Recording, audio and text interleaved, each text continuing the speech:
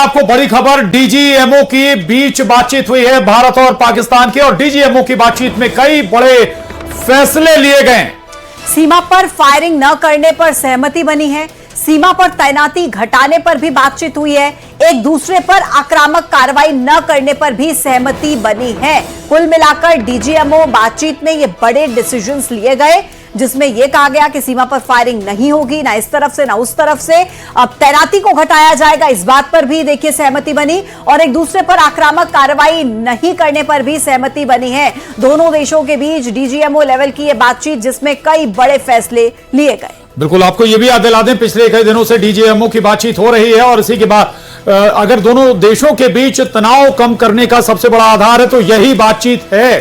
दरअसल बॉर्डर पर दोनों देशों की सेनाएं हैं, पैरामिलिट्री फोर्सेस भी हैं, और उसी आधार पर दोनों संघर्ष में भी जुटे हुए हैं। लेकिन डीजीएमओ की बातचीत में लगभग कोशिश की जा रही है कि दोनों देशों की तरफ से बॉर्डर पर शांति रहे।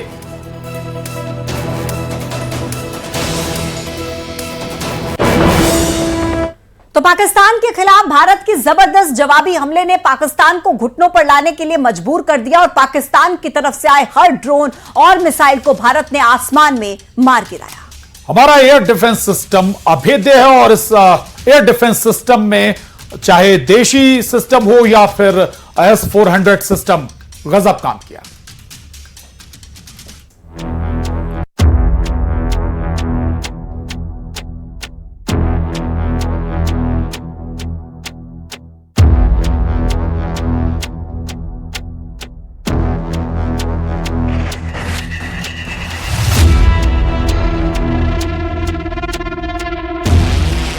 ग्यारह मई को इंडियन आर्मी की प्रेस कॉन्फ्रेंस और फिर 12 मई की प्रेस कॉन्फ्रेंस वैसे तो ऑपरेशन सिंदूर के डिटेल्स बताने के लिए थी, लेकिन इन दोनों प्रेस कॉन्फ्रेंस के दौरान भारतीय सेना ने कुछ और मैसेज भी देने की कोशिश की, क्योंकि कथित सीज फायर के बाद पहले से कॉम्बैट ड्रेस और फिर कॉम्बैट ड्रेस। पहली प्रेस कॉन्फ्रेंस की शुरुआत शिव तांडव स्तोत्र के साथ और दूसरी रामधारी सिंह दिनकर की प्रसिद्ध कविता याचना नहीं अब रण होगा के साथ है।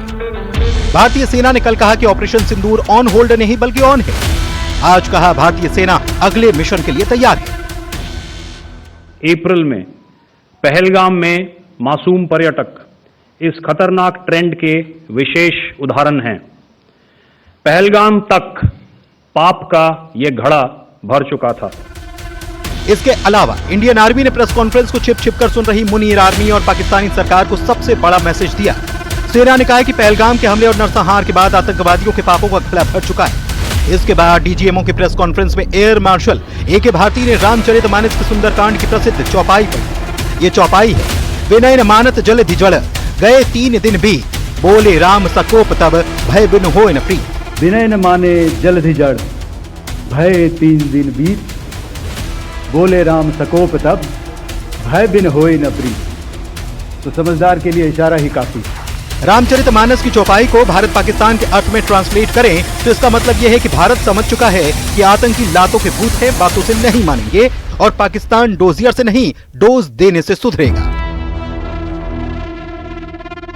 पाकिस्तानी सेना ने आतंकवादियों का साथ देना उचित समझा और इस लड़ाई को अपनी लड़ाई बना ली।